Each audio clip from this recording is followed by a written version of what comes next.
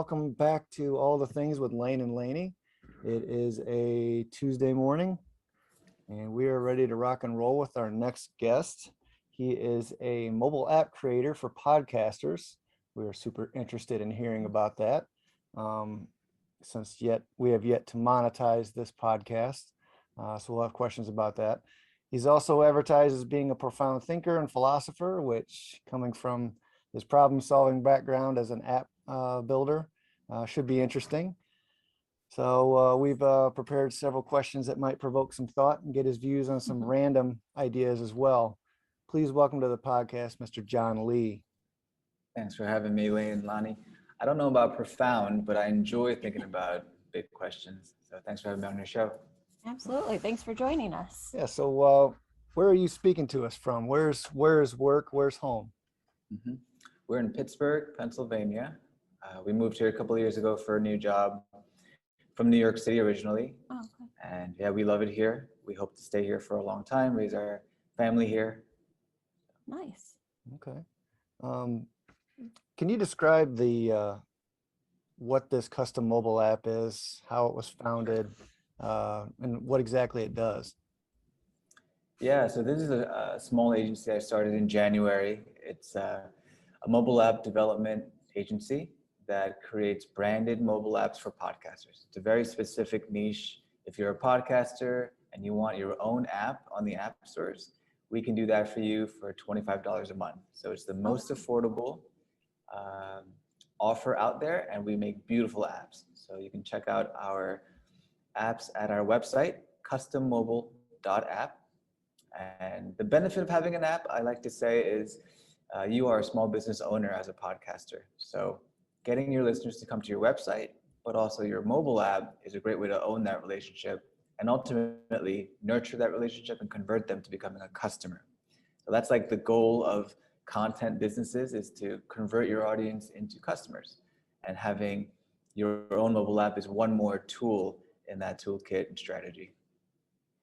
Okay. Okay. Go ahead. Oh, so, as a podcaster, we don't have a website yet, but we're on Facebook, we're on Instagram. What type of content would we put on the app? Well, I would suggest getting a website first. I think the website is the home, your home on the web, right? That's where you'd want your listeners ultimately to come to. So you can engage them further, give them other content.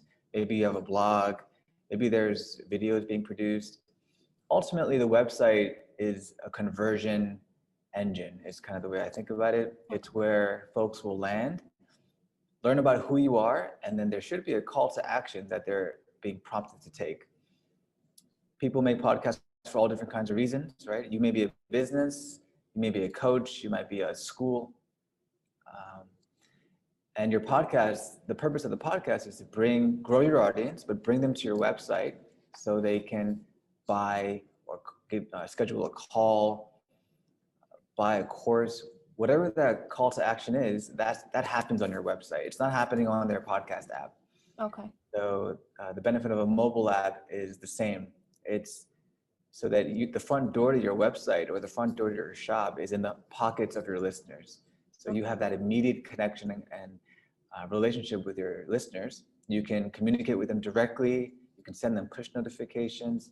All that intimate connection. It's a lot richer on the phone than it is on the website. So I'd say get a website first. That's like your business front, right? Your storefront. Optimize that to be engaging and also converts that listener to becoming a customer or a supporter of some kind. And then think about getting a mobile app to start expanding out your machine, your business, your operation, if that makes sense. Okay. Interesting. So my cousin comes to mind, as well as myself, when I think of someone who wants to create an app, quote unquote, create an app, like it's just some easy thing to do. And I don't know whether if we think it's just the idea of creating an app is just an easy thing to do because they're created every day, or that we think that it's mind-blowingly difficult and we believe that it's something an average Joe could do. Which one did you find it to be? Well, the landscape has changed a bit. It is still very expensive to build an app from scratch. Like to build a brand new idea from scratch is very, very expensive. It can take a long time. So I tried to build my own social podcast app about 3 years ago. I hired an agency to do that, and it was very difficult, very expensive. And in the end, I didn't even launch that app. Oh, The business we have now, we use a platform that builds generic apps that are still beautiful and very performant, but they're geared more toward content creators, so content businesses. okay. So the apps are customizable, kind of like a WordPress website. If you want to build a website, you can go to WordPress or another one of these user-friendly tools to build a website very quickly, right? That's kind of the idea. We can build you a customized, beautiful, performant mobile app specifically for content businesses that have maybe a podcast or video production side to things, maybe a blog. And then they're trying to drive their listeners, their audience to take a call to action. Maybe sign up for a newsletter, buy merchandise, buy my book, right? Authors are like a good example of folks that I think could benefit from having their own mobile app on the app stores for their books that they're selling. That's a So good that's the idea. idea. Okay. So that makes sense. So what is the average cost of an app? I mean, I'm an inventor. I consider myself an inventor. I've gone through the process of getting what's it called, a patent, and I'm still going through the process of manufacturing things like that. How is that comparable to the cost of building an app? You got to hire a software engineer. How does Yeah. it all work? I mean, again, to build an app from scratch, and if you don't want to do all the work of hiring developers yourself, managing them, doing the workflow, you probably want to go with an agency. To go with an agency and build a very basic app, I think would cost about $100,000 and could Really? take about a year to build something and get it out the door. So it's a pretty high hurdle for the average person Yeah. to go that route. Our apps are $25 a month. So it's it's affordable. It's like the way websites were very expensive in the past to build from scratch, but now you have WordPress where you can pay $5 a month and make a performant website for any reason.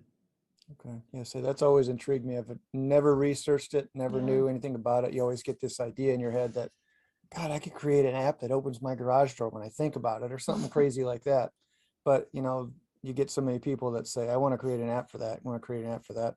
But I just never knew the cost and the logistics behind it. So Yeah, and it's not just making the app actually, it's maintaining the app going forward is probably where the bulk of the cost is going to come over the years. That's part of the reason why we shifted from being a product company to being an agency, because we use a vendor platform to build these apps and the maintenance is included. So if you build an app with us, we maintain the apps for you forever. They're always up to date, performant, compliant with all the regulations on the app store. So all of that is taken care of as part of that subscription. So what goes into maintaining an app? Is that the updates that I constantly get from my phone, things like that? Exactly, yeah. So there'll be bug fixes, maybe security flaws that are patched up, and also new features and enhancements that come Okay. over time.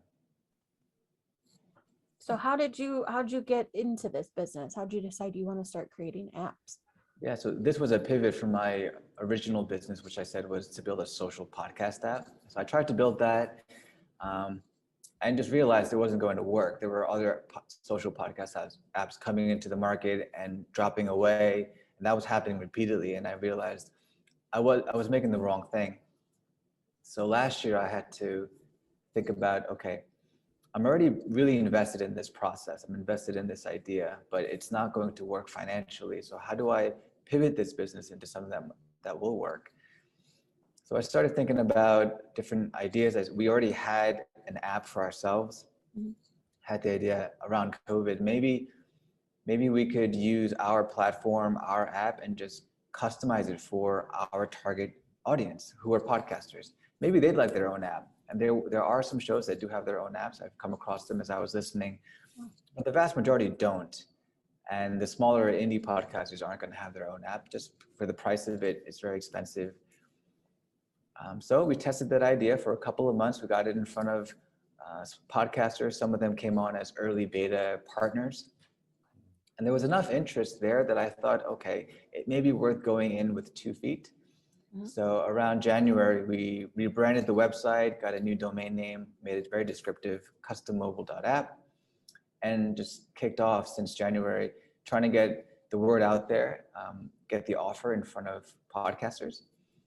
And we have about 42 clients right now, and all word of mouth. We have no marketing budget, just trying to get the word out one conversation at a time. And hopefully over time, the word will spread and the benefits of having a mobile app will become clearer and clearer, and we'll continue to grow steadily. But it's a side business at the moment. Sure. Okay. That's how they all start. That's how we all start. So Yeah. what is there like a particular patent carry on each app? I mean, how do you design something and then not have to worry about some other ding dong coming along and saying, well, mine's called this, but it does exactly what yours does? Well, the apps we build for our content creators are theirs. So it's their content. They own the app. They own all the content because they're the creators of the content. We're basically just packaging that within an app and then publishing on their behalf. So a lot of our clients have their own Apple and Google accounts. So we're just publishing the apps under their own accounts. So you guys are basically the liaisons between regular content and what do I want to say? Putting it in an app format. Yeah, putting it in an app, or you're just liaisons between the two links, basically. Yeah, so we're helping content creators package all of their content in one place. So podcasters may have their content as a podcast or on YouTube or as a blog or maybe as a book. So getting that all together in one place in a mobile app is part of the benefit of having a mobile app. So we build the app for our content creators and we handle all the publishing and the maintenance of it on their behalf as part of that subscription. Well, I'm interested not only in our podcast business, but also your thoughts on publishing a book or getting an app for a specific book. That would go about the same way. It would just be its own, you would have to market it per se, but we would come to you, get the app, and it would drive. It's basically your idea is to get the idea on the phone, so that's just more accessible. Exactly, yeah. And with an app, you can communicate directly with the host, right? There's direct chat, there are social features, there's push notifications. So it's a direct connection to your audience. Okay. Like the way you would text a friend is the way you could communicate with a listener. Okay. All right, I think we get it. Yeah. And what was the name of your website again for that app? It's custommobile.app. Okay. Well, cool. I think we're gonna have to check that out. We're trying to figure out a way to monetize this. We're about 34 episodes in right All now. right. But You have plenty of content. yeah, so we got plenty of content, plenty of backlog for people to go and search and things like that. But we just don't feel like we're getting it out in front of enough people. Yeah. We got it on YouTube. We've got it on social media sites. Mm-hmm. So I've got a question. We will create our website, we'll do that, and then we'll come to you and we'll have you create this app for us. What then do we do with the app? I mean, how do we get the app in front of people? Yeah.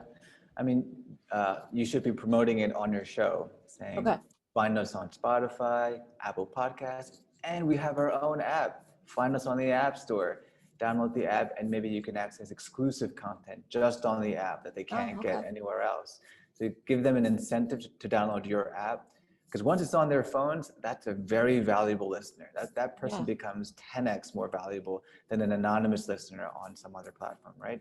Right. So I think you have to give your listeners an incentive to download your own app, just like you have to give them an incentive to come to your website. I think that's the biggest, that's the most important thing, right? Getting your listeners to come to your home. That's the goal. Okay. Interesting. Yeah, we'll be checking that out. And we've also answered some questions on how bonkers it is just to put $100,000 together just to put an app A basic app. A basic app from scratch. Yes, yeah, that was definitely the beginning of the journey. Yes, and if you guys are interested in just trying it, just yeah, contact me. We can try it for free for the first month, get an app built. You can see if you like it or not, and then decide to continue. I think you can probably build the app alongside the website, or go app first. The app can serve as a website as well. A lot of companies are not just going mobile first, aren't they? Even before they have a website. So that's another option. Yeah, Yeah, we'll we definitely say be we'd interested. be interested in that. Cool. But yeah, we can work Thank on you. that after the show. That's good. And your So now, listeners. So sorry, another benefit I give to the podcasters that interview me is if your listeners want to try it too, they can get their first month free as well. They can just come, sign up, and join for free. We'll get the app built in the first month. And if they like it, then we can continue after the first month. So there's no risk to getting started. Awesome. And you say you're not just for podcasters, you're for people who create content. So Yeah, I mean, we build small business apps. These apps are really powerful. There are a lot of features that podcasters may or may not need, but any storefront can now have a mobile app for their shop. There's like a loyalty program feature where in-store customers can, punch a card, redeem rewards. There's a lot of features in the app that can apply to really any storefront. okay.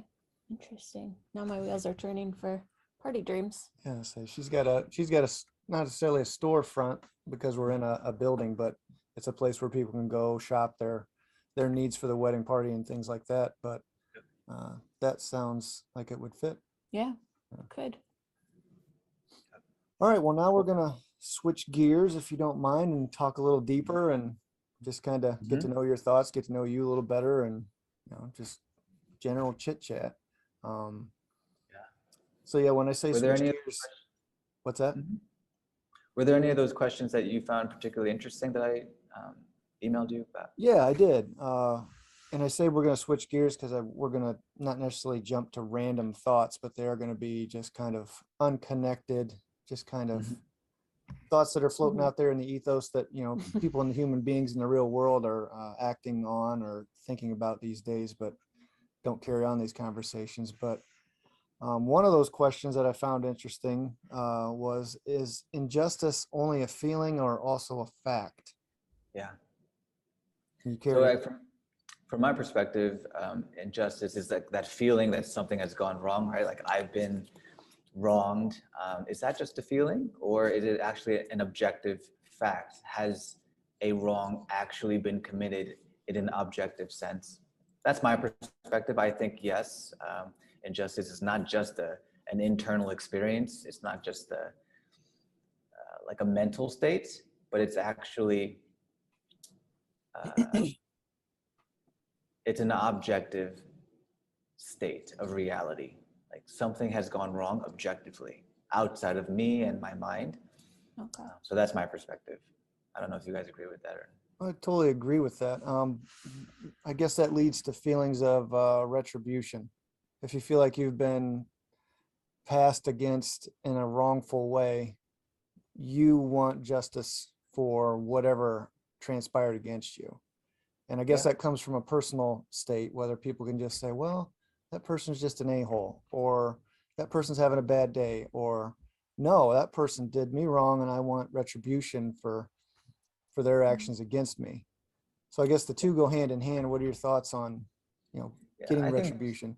I think those feelings can come either way, whether you believe like an actual wrong has been committed or not. You still feel like it has, so you're gonna feel all the same emotions. I don't think people think about whether the injustice is actually a real thing, but it feels like a real thing, doesn't it? So kind of where I try to lead the conversation sometimes is we all feel like we've been actually wronged. Is that pointing to a fact of the matter, that there is an objective moral law, for example, and that moral law has been broken? Do you believe that moral laws are objective, or are they simply relative? Are they just the way we feel about things, or is it beyond that? Is there actually like the 10 Commandments or whatever you would want to define that as, but is there a moral law that stands outside of us that can be broken, and if you break it, you become guilty in like a legal sense. So that I see your point. I'm trying to think of an example and or put it into context. What about the social justice warriors of today that every action brought against them is an injustice against their thought process? So, you know, it's not necessarily a fact, but it's more of a feeling on how they feel wronged. And it's because they live in their own bubble. We all live in our own certain bubbles, but we have to be respective and also connected to other human beings and be understanding of other human beings. So going back to the social justice people of the world, that everything offends them, everything is an injustice.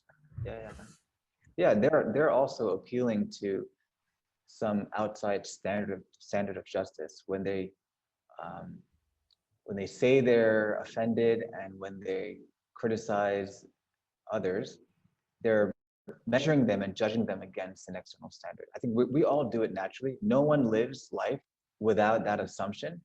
Um, what I try to challenge people though is, what is the basis for that belief? Like, why do you believe there is this law that you have the right to judge others against? And if that thing exists, you know, where does that come from? What's that all about? I don't know. Does that make sense? Oh, absolutely. Yeah, I think so. Let's say the upbringings, the views, the people that we hang out with, those there's a lot of influences that come on to that part of your question as far as where do we get that from and why do we Yeah. feel like it's an injustice against us, because we were raised a certain way and we know things a certain way, and then someone comes along and says something, does something. We have to be tolerant of other behaviors, other cultures, other, you know, influences that someone else may have had. Mhm. So there again, injustice, is it a feeling or a fact? I think you hit the nail on the head when you first said it's a feeling. It can't be a fact because we're all human beings and we're all experiencing the world the way we see it, how we interpret it. And if someone comes to me and says, you know, I don't believe eating popcorn with butter on it is right and you're offending me, you know, that's just a weird ass example, yes, but you know, it's along the lines of the questionnaire we're doing here. So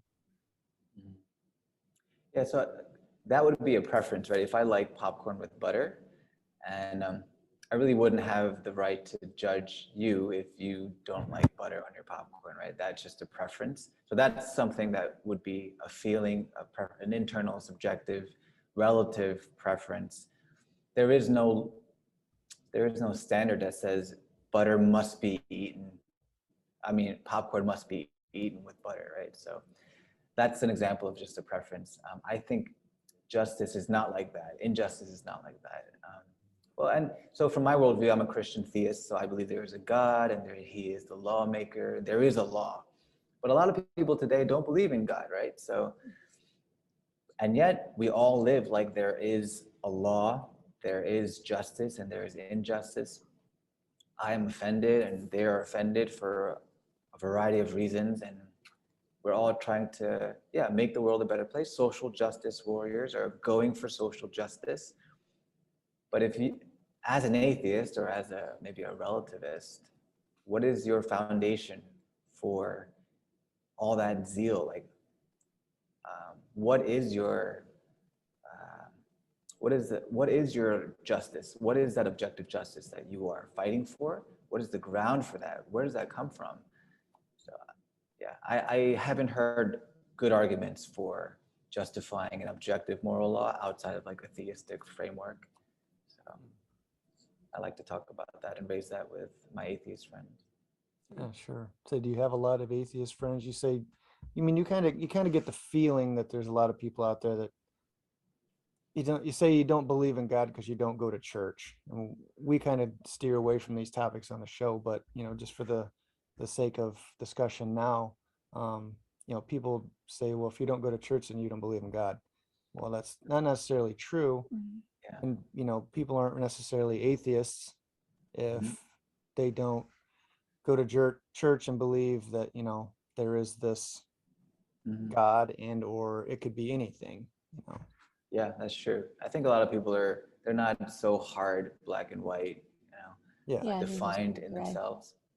I think most of our friends wouldn't say they believe in any particular God, but some of our friends believe in a soul. So that's not exactly a materialistic, naturalistic perspective. And I think most Americans believe in something like a God, and they believe in something like a soul, just intuitively. I don't think folks think about it very deeply or very much. Yeah, but I think only one of our friends here in Pittsburgh attends church, and we don't attend church either, although I am a Christian. We just haven't been attending church for a little while. And the rest don't attend anything. Yeah, I mean, I think that's kind of where we stand. We're not, I wouldn't call us atheists, but we're not, we believe in some higher being out there. We just don't know what it is, you know? Yeah, and I think that goes back to your point, is it a fact or is it a feeling? Do you base all your decisions off, I read this in a book, aka the Bible, the Quran, whatever it might be, and therefore it is Fact. the fact, it is the gospel. Mhm. I'm living my Mhm. life that way, and for you to come in and say otherwise or to do otherwise, then it's an injustice against me. Mhm. Um, can you give me a specific example of what you're thinking about, maybe? There. Well, without getting too offensive to any religious sect here, you know, the people that are so devout to their religion that they wear certain clothes, or they have certain appendage, or not appendages, but decorations around their neck, and or Mhm. they're putting it out there. Yeah. And what if someone that was that devout to their religion and or cause was approached by someone who was on the opposite side of that religion? What if, let's say, a Christian was walking around with their cross, and then some uh, Satan worshiper walks up and he's got the pentagon hanging Mhm. around, or not pentagon, but the what's that called? Pentagram. Pentagram, Pentagram. yes. The pentagram hanging around their neck, and they just come up and they both grab for a milk at the grocery store, and they both look at each other, see each other's clothes, see each other's medallions. Where does it go from there? I mean, if that were me, that'd be a great conversation starter. Like, Yeah. wow, what's that? And, um, I guess it depends on the person, right? How they react. Yeah. And that goes back to the point of, is it a fact or is it an injustice to that person? I mean, you might have a devout uh, devil worshiper, or Satan worshiper, whatever they call themselves, um, look at that person and just scowl, and you are a horrible person. And the other side, the Christian, might look at them and say, you are a horrible person. So there's the injustices. Now, are they basing that injustice off they don't understand that person's feeling on their own religion, or are they not basing it off of the books that they have read? Yeah, I don't know. That's a difficult example just because it's hard to pinpoint there what the injustice would be. Um, I don't know. Do you want to talk about abortion real quick, or? um, so yeah, I don't talk to anybody about this, but I've thought about it a little bit in the past. And I was like, okay, yeah. So Christians believe abortion is like it's wrong, right? That's an injustice, like because the fetus in the womb is a human being, right? The argument goes, and human beings have human rights, and the right to life is a human right. So if a doctor or anyone destroys that human being, then that's an injustice, right? That's okay. That's the argument from the Christian side. And then if you're an atheist or someone who is pro-choice, pro-choice, their argument is no, the infant, no, the fetus inside the womb is not a human being. I guess that's the crux of it, right? Hmm. Um, okay, and then from the pro-choice side, it would say the injustice here is against the mother. It's the mother's rights that are being violated. So they're both feeling like an injustice is happening, but the victim is different. So for the mother, for the pro-choice person, the victim is the mother, and then for the pro-life person, the victim is the fetus or the child. Could we go with that example maybe? Like, so they're looking at they're looking at two different victims. Right. They're considering two different people as two different victims. And the disagreement there is the fetus in the womb a human being? Right. I think there is a fact of the matter there. It is or it isn't, right? The fetus in the womb is a human being or it is not a human being. So there is a truth there. There is the fact of the matter there. It's just a matter of, okay, well, what is the truth? And so people can argue about that, you know, and have discussions about that. Is the fetus in the womb a human being? As I say, people will still argue both sides of that coin too and say it is a human being, and some will say, well, no, because it can't survive outside the mother. It's not a human Exactly. being. So, Exactly. you know, Yeah. which is actual fact then in that circumstance? Yeah. So when I think about that question, I can't think of a good reason to not consider the fetus in the womb a human being, as I've thought of it. So my conclusion is it is a human being. I can't think of any good reasons to think it's not a human being. Therefore, it has human rights, right? Because it's in that category. If you're a woman, you have women's rights. If I were now, my dog is an animal, my dog has animal rights, right? So whatever you are, what category you fit into, if there are rights to that category, then you get those rights. So yeah, as I thought about the fetus in the womb, I thought, I can't think of any good reason to think this is not a human being. And so can you guys think of a good reason to think why the fetus wouldn't be a human being? Oh, I can't think of any possible reason why it would not be a human being, considering the developmental stages of each trimester, what develops in that time, and you know the facts, as we're talking about feelings or facts that present themselves as it being a human being.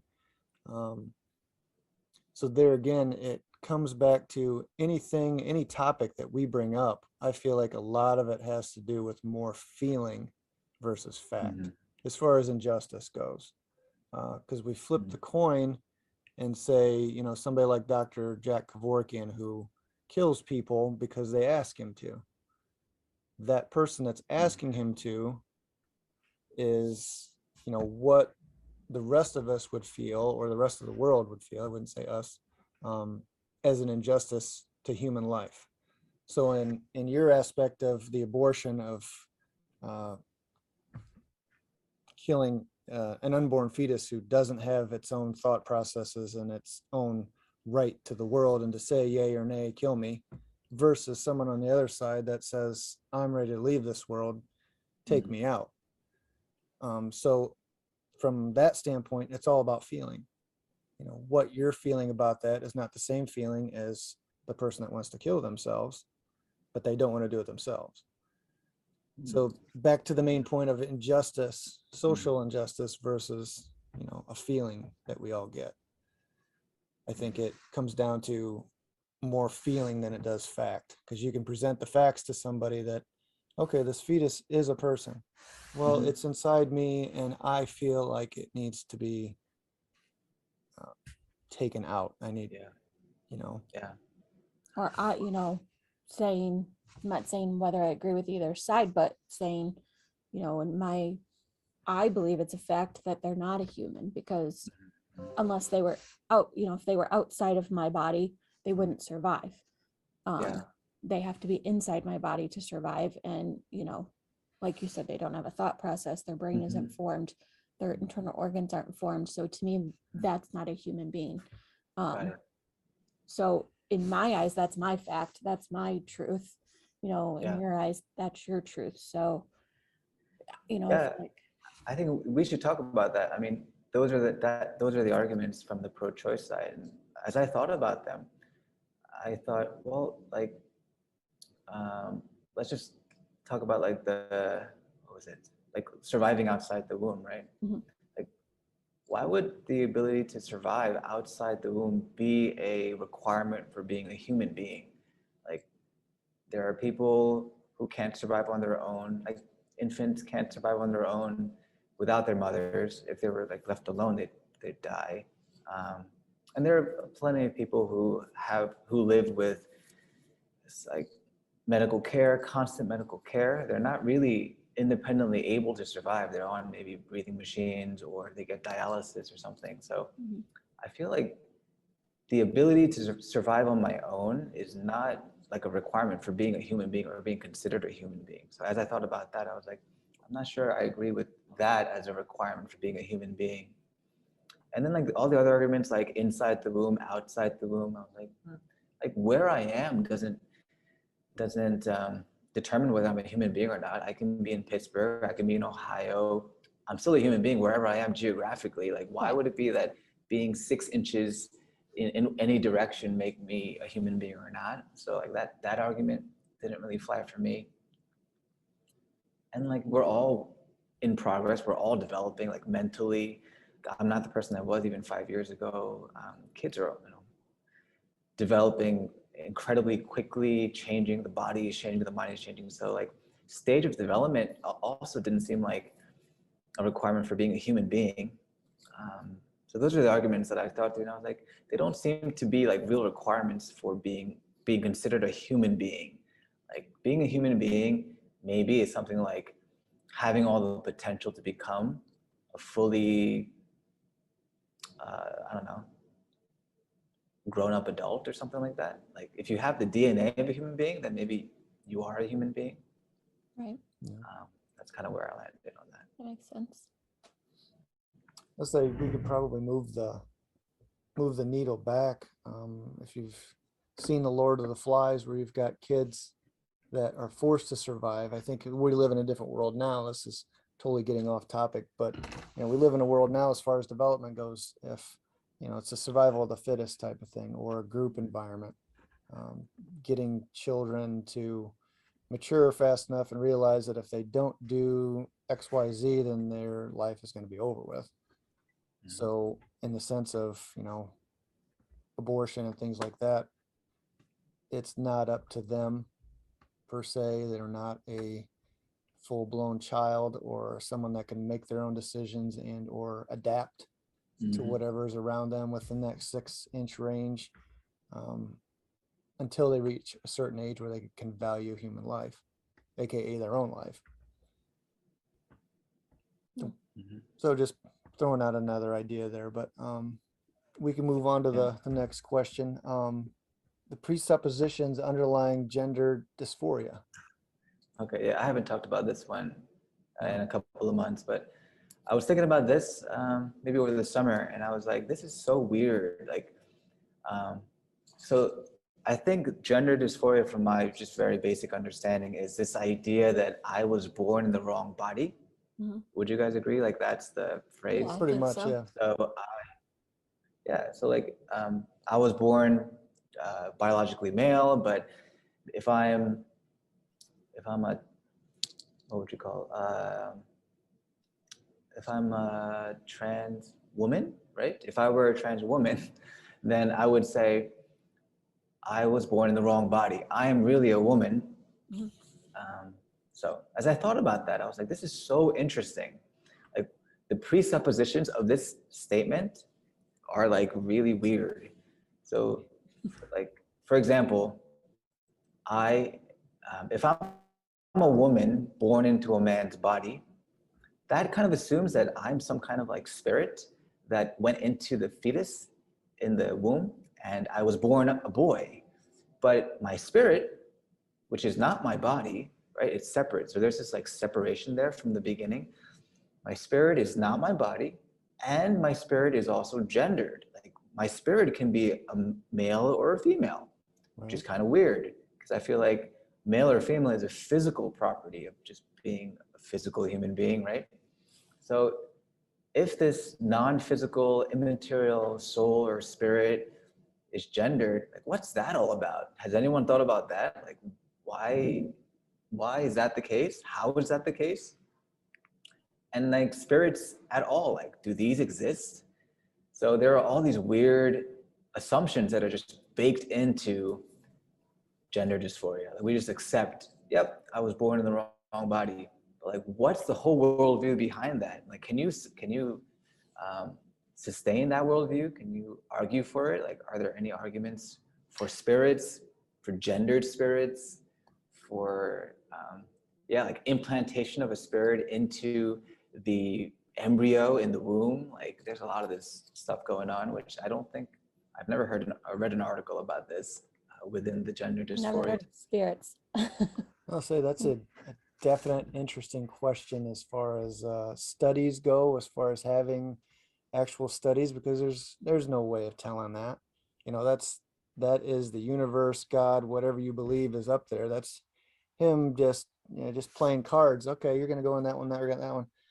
Yeah, I've got a feeling about death in that when we die, we're not just our bodies that go into the ground or burn into ashes or whatever it might be. I believe our spirits are recycled. You know, you've seen or heard people that have felt, I feel like I've been in wars before, or I feel like I was a queen before, or whatever it might be. They've got this inclination. I believe that's their past life. So I yeah, feel like, reincarnation. yeah, Mhm. reincarnation. So when you pass on, I feel like you go through that white light just transfers you right over into another body. You get to Sure. live an entirely different experience. Mhm. Now, that experience is based upon how well you behaved or the things that you did in this life. Mhm. And Karma, right? karma, you know, karma's involved a little bit of religion and or beliefs, feelings that you have about the afterlife and or how you are doing things in this life. Yeah. I feel like personally I'm being punished for something that I did in a previous life. I Mm. feel like I'm so close to turning over, getting to that next step, Mhm. but there's just something that just says, no, you're being punished for something that you did in the past life. We're gonna dangle this in front of you because we're making you learn your lesson from a previous life. Okay. And that's just like a really deep feeling that I have. And it's not going to stop me from trying to pursue and move forward and things like that. But I think that if you were a real piece of crap in a former life, you're going to move into Mhm. another life that's going to make you learn lessons from Yeah. previous life that I you thank you for that. There's just so much there I really want to unpack. yeah. That's amazing. Ah, okay. But maybe the first thing that comes to mind is because we talked about justice already. Like, there's the assumption there that there is like a right way to live, right? So if you've lived the wrong way in a previous life, you're gonna be born into a more difficult life in the next. So even there's the assumption that there's a moral law, like an objective moral law, which you can obey and live according to, or you can break and live, however you want. And that's the basis on which karma will work. You'll be born into another body, a better life, etc. So parking that for a second, like everything you said, it's a great story. I mean, I love that story. The Avatar cartoon is based on that. Like, my son watches that. Um, but like, have you thought through um, how, like, what are the justifications for that worldview? It's like a whole thing, right? It's a whole worldview that you believe maybe very strongly in. Have you thought through, like, are you justified to believe this entire thing? Like, what pieces of it don't fit? And one of the pieces for me that don't fit is that moral law piece, because that worldview typically, I think, comes from like Hinduism and Buddhism. And I know in Buddhism, there is no God. Like, there's no personal God in that worldview. So I feel like there's a gap there between the belief that there is no God, but also at the same time, there's a belief that there's an objective right way to live, this moral law that karma works on. So there's a little bit of a gap there for me. Another troubling thing I thought about a couple of years ago when I thought about karma and reincarnation was that means there is no injustice on the planet right now. Like, everything that happens to every human being is exactly what they deserve. So if you're poor or you're an addict or you're suffering and something terrible has happened to you, that's because you've done something wrong in the past and you deserve exactly what you get. And I didn't like that feeling. I was like, I don't think that's the case. I don't think we are living in perfect justice and everyone gets exactly what they deserve. Because that would be, when I thought about it, that'd be the implication of karma. Like karma, it's like the perfect application of justice through these, lives. We're getting exactly what we deserve. Like that didn't jive for me in terms of like, it didn't like map onto reality for me. So I don't know. How do you react to that thought? No, I can see that because I think there's a lot of people out there that aren't getting what they deserve. There's bad people out there. There's people that killed, abused children and things like that that don't see any repercussions. So to say that we're living in complete justice would be false. Yeah, that's why I didn't like the idea of karma. I was like, I don't think that's the case. But what about you, Lane? Let's say that leads me to believe that, everything would happen almost instantaneously, and that's not how it works.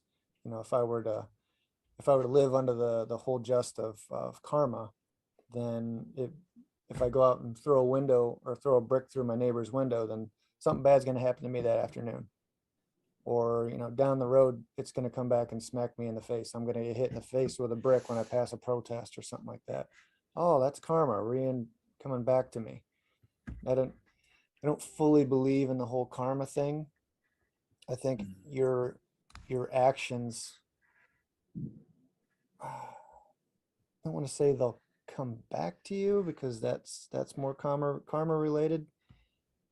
But I guess the timeline is what bothers me about karma. Living in a everything is justice, like you were just talking about, where if you throw that brick, hey, it's gonna come back on you. It's like it might not. Maybe in the next life though. Like Yeah. I think karma, the idea of karma is like the life I'm living now was determined by the life I lived previously, like how I lived in the previous life. And so whatever happens to me now is the perfect application of justice according to karma. Yeah, and that's what I believed when I went on my rant there a few minutes ago about, what happens when I die. I believe you're put in, if you were a real saint and could handle conflict and strife and things like that, and all of a sudden you wake up unknowingly because you don't know where you were before in a new body in Somalia or I don't know, wherever there is strife, and it's a test to your spirit. But if you were also evil to people and beat people and or killed people or was injustice put against your fellow man, you're going to wake up in Siberia, where you're meant to suffer for all the things that you did in a previous life and or test you. It's all comes down to your spirit, what you're capable of doing. I'm not saying that I'm put into this life and it sucks. I'm not saying that at all. I'm just saying that in little nitpicky ways, there are things from a previous life that are still strapped around my ankles, kind of holding me back. So it's just making it harder for me to try to get through this life and get where I want to be. Yeah, I like that idea, like that we do inherit things from the past, from our parents. There are generational things we inherit, even genetic things we inherit from our ancestors, right? We all got like genetic predispositions for different diseases even, or different talents and personalities. So yeah, we're definitely a product of our ancestors in many ways we don't understand. So I definitely agree with that. Just one last question about the karma thing. Do you think we could be born into a life that's not a human being? Like if I were really bad, I might be born as a fly or like a frog or something. Yeah, I do. Yeah, I totally believe that. We always have this long running joke. Our old cat, we had this joke that in a past life, they were in a relationship together. The cat was a woman and he was her boyfriend and you abused her. I abused her. But yet she always came back. She always came back to me. Yeah. Okay. So the cat loved me unconditionally and would actually get in between us and just kind of put herself in between us and actually put a paw on Lani And it's just kind of like he's my man. Yeah. And I could do anything I wanted to her if I came home. Not that I ever kicked her or anything, but if I No. came home and just kind of get off of there, just was mean to her, She'd still come back. she'd still come back to me with unconditional love like a dog would. Yeah. So yeah, there's that karma thing is comical in a way that, she must have done something really bad in order for her body to end up in a cat's body, Or Mhm. good, because. or good because a cat doesn't really do much. That's kind of my point, like that right there. When I think about like animals, I don't think morality applies to animals. Like, yeah, when I've heard arguments like uh, maybe like a lion. When a lion kills a gazelle, it kills the gazelle. It doesn't murder the gazelle. It's Right. just acting out its instincts. Mhm. Or I don't know. There are some species where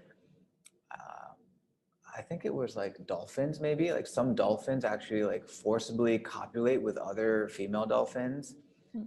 Like they'll gang copulate with the female dolphin, and like that's just what they do. It's not rape. Right. Dolphins will be dolphins, right? So I feel like it's inappropriate to apply human morality or standards of human morality to the animal kingdom. Yeah. So how can one be a good like cat? And why would that apply to being born as a human being? Like, I don't, being a good cat is like just catching mice, just being a cat, like, Yeah. Let's No, just that say makes sense. my mother, for instance, would like to come back as a cat. Mm-hmm. So it's a personal preference. I don't know if someone who's Yeah. up there keeping score, you walk up to the door where the white tunnel leads you, and all of a sudden, where would you like to go? And then, well, I'd like to be a cat. I kind of like the idea of laying around all day and have people pet me and give me tuna and whatever else. I like that idea. So, okay, that you were good and you checked off all these boxes.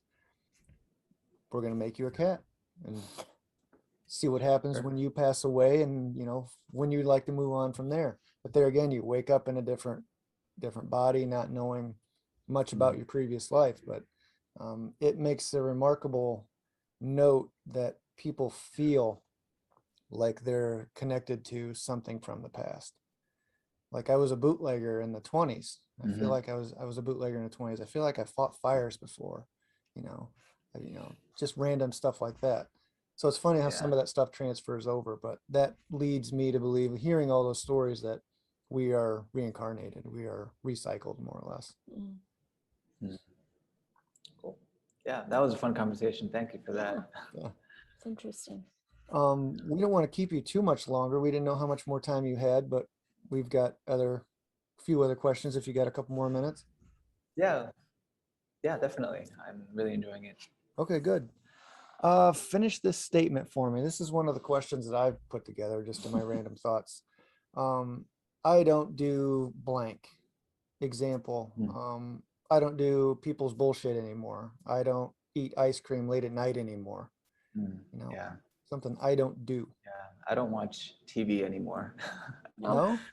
I haven't watched, yeah. I mean, just no time for it, I guess. I haven't really watched television or movies for a long time. I think since my son was born, I haven't really watched, maybe I've seen like one or two movies. Lately with him, I've been watching maybe some animated films, but like not on a regular basis. I don't watch television. I'm not on YouTube. Most of my content actually comes through podcasts. I like to listen to content while I'm doing other things with my hands, my body. Okay. Just to say, what do you fill that time with? I know a lot of people will veg out at the end of the night and watch TV from 6 o'clock all the way up to their time to go to bed.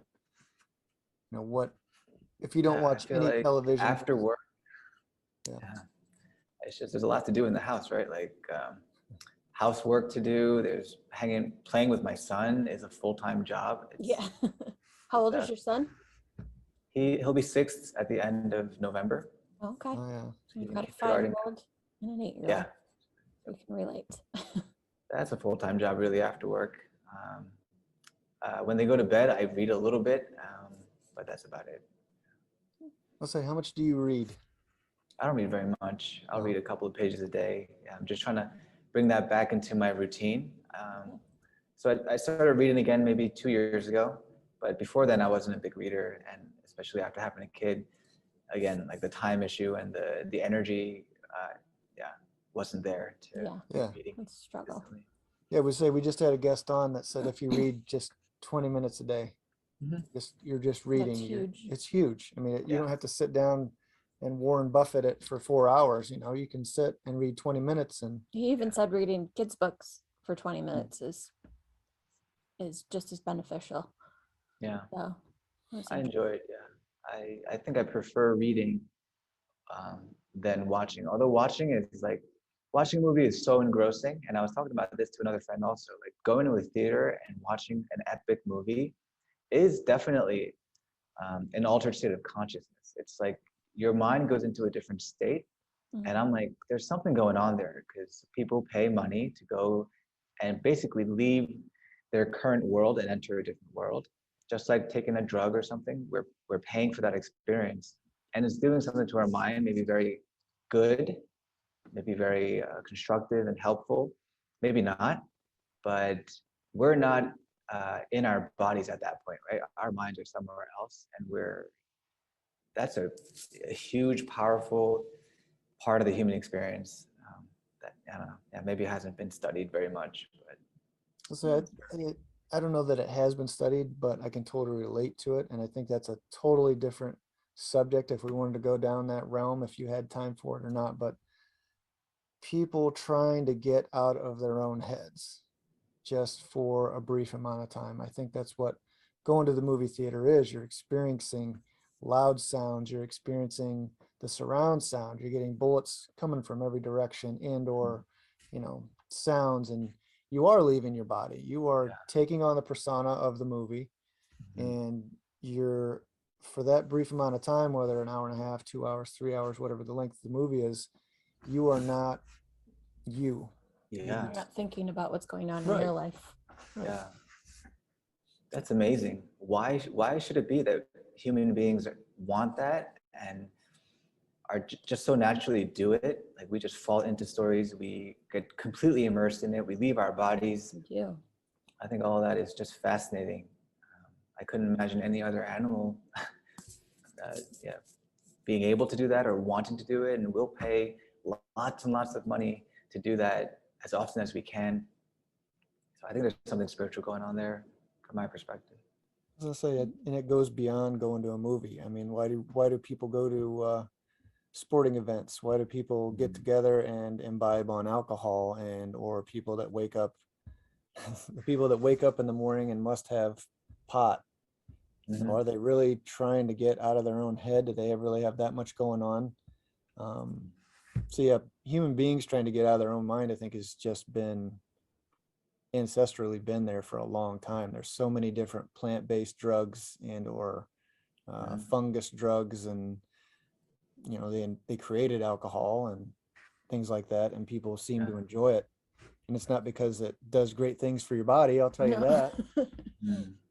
Yeah, that's a great point. Like human beings have used substances, self-medicated with substances since the beginning. Mhm. And like, you know, people can abuse anything, right? You can be addicted to anything. So there's always the risk of abuse.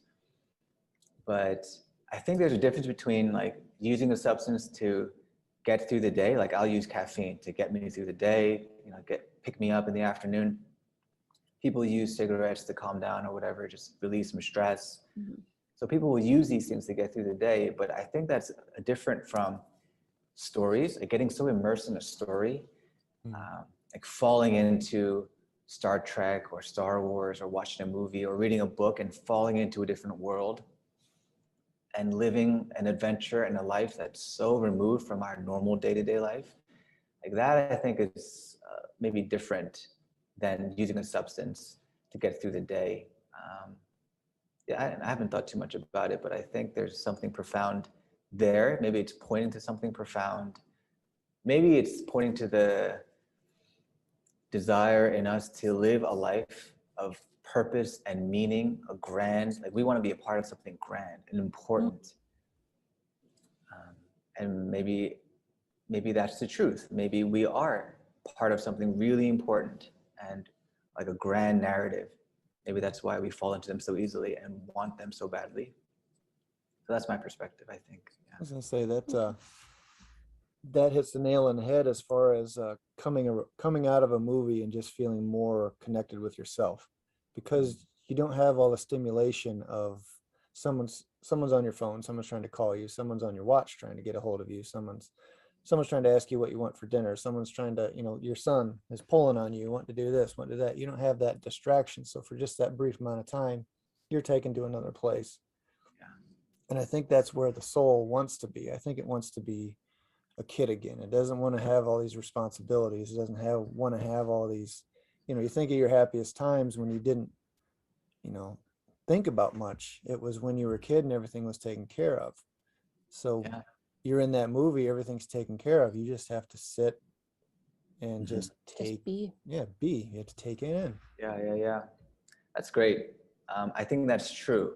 I think, so I was telling my wife yesterday that we just started learning jujitsu. Me and my son, we just started like 2.5 months ago. We love it. I really enjoy it. And I'm sad I discovered it later in my life. Like I'm 38. I discovered it at 38. I wish I had learned it at 8 years old so I could be going there twice a day, every day, and just be all in it.